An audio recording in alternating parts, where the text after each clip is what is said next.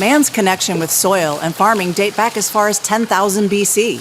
However, on the island of Aruba, growing for sustenance has always been a challenge due to a semi-arid environment and lack of nutrient-rich soil. But over the past decade, Aruba's local farming scene has been growing in number and crop variety. Sustainable farming comes in all shapes and forms, and Aruba's farming movement is no exception, including hydroponic farms producing crops of lettuces and vegetables that could not easily be grown in Aruba's terrain, as well as many microgreen operations and traditional in-ground farming. Through passion and commitment and the help of modern technology, resources, and their own ingenuity, local farmers are beginning to make a sustainable impact and offering fresh produce consistently available to the community.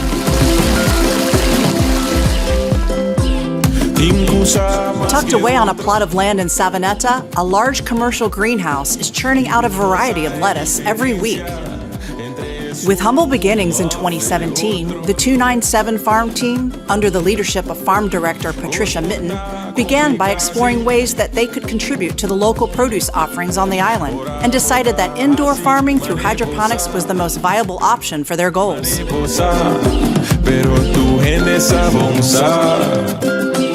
They retrofitted a 40-foot container, creating a climate-controlled environment with computers running all the nutrients that would be administered to the plants. The team decided that 297 Farm's first crops would be a variety of lettuces. Once we got introduced to the hydroponic system, what we discovered was the easiest, or maybe not easiest, but the best way to get into learning the system is to start with a crop that's pretty forgiving and also it's a quick turnover. The team tested out different types of lettuce to see which grew best and researched the market. Hydroponics is, again, because a lot of it is technology-based and computerized, the computer will constantly read the system of the water and tell us exactly what's in the water and what's not in the water. So basically, what we just have to do is we just have to use a small amount of soil that is specifically designed for lettuce production. So it has all the nutrients and whatever needs the lettuce has when it's in a seedling form. And then as it grows each week, it goes into different stages of the system. Although most of the lettuce varieties have a quick turnover rate, growing from seed to head in just 5 to 6 weeks, demand outgrew production, leading to a move to the larger plot of land in Savaneta and the construction of a greenhouse that churns out some 5,000 heads of 9 varieties of lettuce, as well as microgreens for local supermarkets and restaurants. 297 Farm is preparing for the addition of 4 more greenhouses, adding vine crops like cucumbers, peppers, and melons, as well as herbs. So our ultimate goal is to hopefully one day at least get for at least 25% of the imports, eliminate that from coming outdoors and to be grown here, not just with us, but with all the stakeholders on the island. So it's not just 297 Farm alone. We can't do it alone. We need to work collectively with other farmers in order to achieve that goal. Aruba's elevated gastronomy has brought the island to the top of the Caribbean culinary scene. Fine dining and authentic foodie experiences call for specialty produce. It's a farming niche that is being filled locally by some very creative farmers.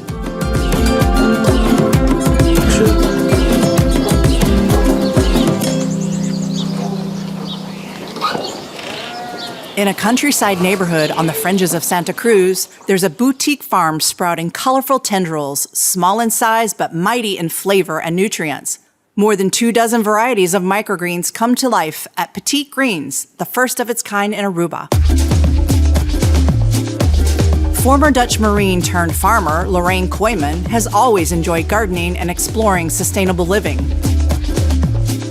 She became fascinated with microgreens, learning everything she needed through self-study in 2018. The ideal size for these little flavor bombs is halfway between a sprout and a baby leaf, taking anywhere from just 4 days to 15 days to reach this magic moment in time where the flavor is intense and the nutrients rich. Once Lorraine wooed local chefs with samples of her microgreens, orders began coming in regularly. Chefs began collaborating with Lorraine, requesting specific microgreens to complement their dishes in both color and flavor.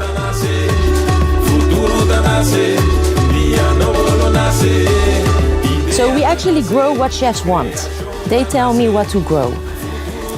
They want a product from Peru, we order the seeds and we grow the product from Peru. When we deliver in fresh trays.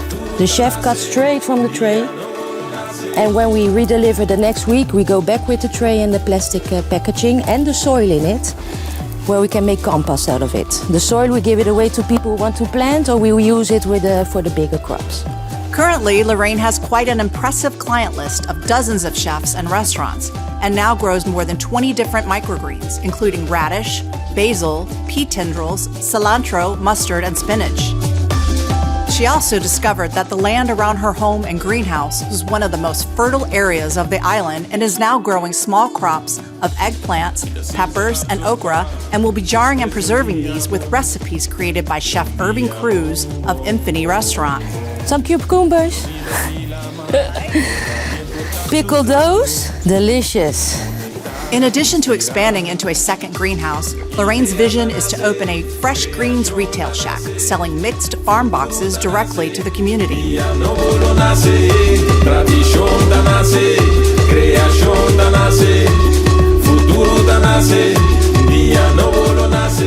Resourcefulness is key to successful farming on Aruba, and Rachel Peterson's urban farm highlights local ingenuity.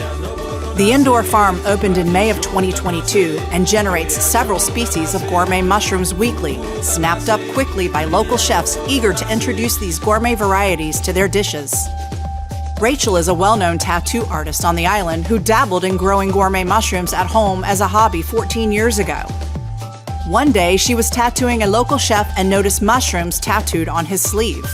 I commented, I was telling him how I grow mushrooms at home, and he was very interested in buying them. And so I brought him samples, and from there he started buying all the time and he put it on his menu. And at some point I was running out of mushrooms because I was growing small scale at home just as a hobby. And so from there I decided I should probably scale up so I can continue to give the chef mushrooms. The needs of her first client quickly outgrew her supply, prompting her to research and move from a small-scale home-based operation to a commercial setting. Rachel expanded her knowledge as a hobbyist with online courses and forging relationships with other growers and mentors, while also collecting more exotic species like shiitake, oyster, lion's mane, and enoki. Yeah. So what we do is we'll dry them in our food dehydrator. I have some actually right now drying. And after it's dried, we powder them and we make a supplement out of it. We have 2 different varieties with the powder. I do like fruiting bodies only, and this that's a little bit lighter, I use the mycelium and the fruiting body.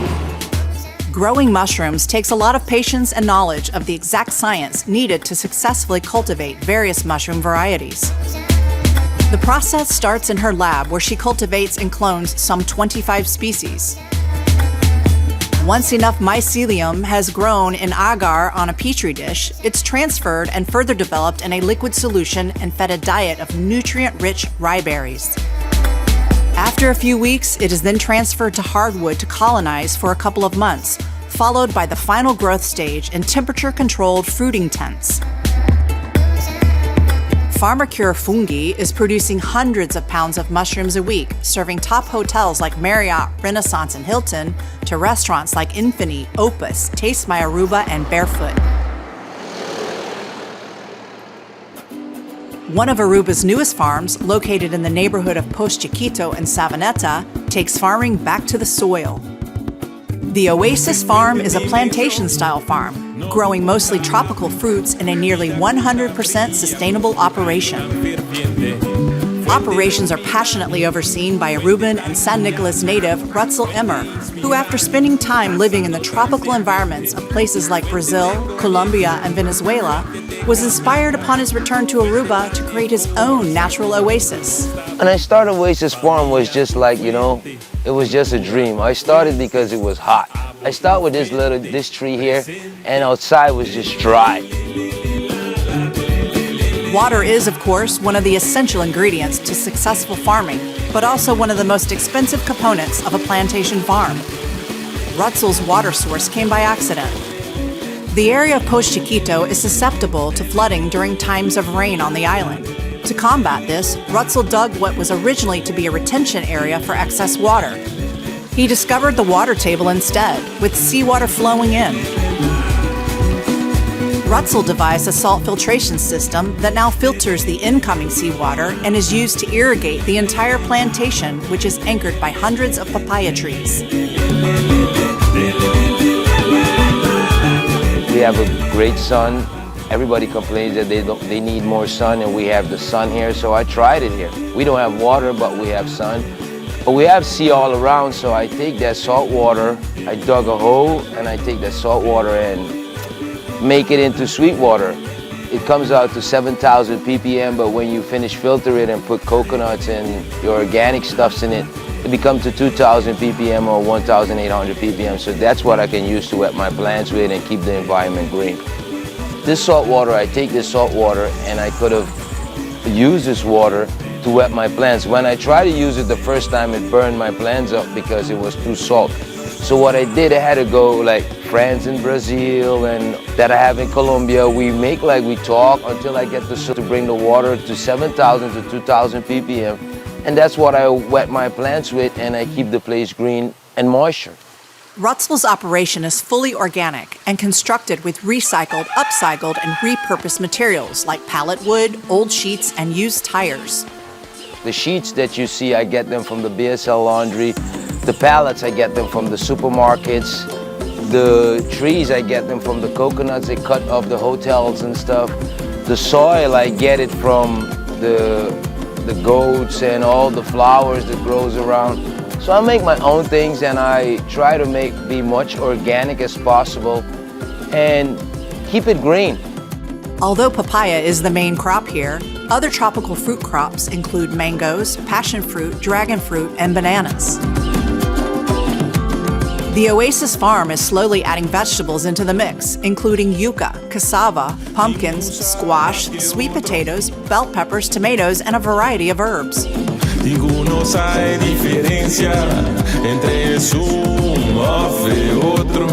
Rutzel is passing on traditional island farming and sustainability to the next generation, inviting groups of school children to enjoy an educational field trip at Oasis Farm. When the kids come here, I teach them how they can grow their own plants. I teach them how they can grow their chicken, have their chickens going, have their own eggs, how to make their own soil, how to clone their own plants, and make them have fun out of it so they can enjoy it. If I can get the kids to it, I can get the parents to it, so we all can be sustainable and have a green and a great environment. The Oasis Farm isn't just a farm, it's an oasis of relaxation as well. Bold, beautiful tropical plants like ferns, elephant ears, caladiums, and philodendrons are also woven into the landscape, as well as several water features and freshwater ponds, creating a lush retreat, as Rutzel puts it, connect with nature and reconnect with yourself. And when my friends them start coming here, they start enjoying it, they start liking the place, and we start getting like, you know, you should show other people this, you should go out there and let the people enjoy this more. And that's what we started doing, and now we are here to this Oasis Farm where everyone can come and enjoy the Oasis Farm. Guests can experience this working farm, relax, and enjoy fresh organic beverages. Yeah, here you can come at the Oasis Farm and you can have a great environment. You can pass at the trees, you can drink our juices.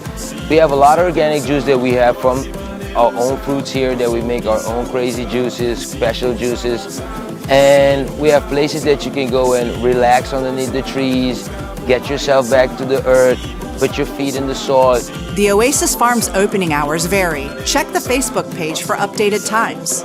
The cost of admission is $20 to tour the farm and stay and hang out to enjoy the unique space and reasonably priced organic refreshments. Be sure to look for locally grown products from these and other farms in our supermarkets and on the plates of many island restaurants.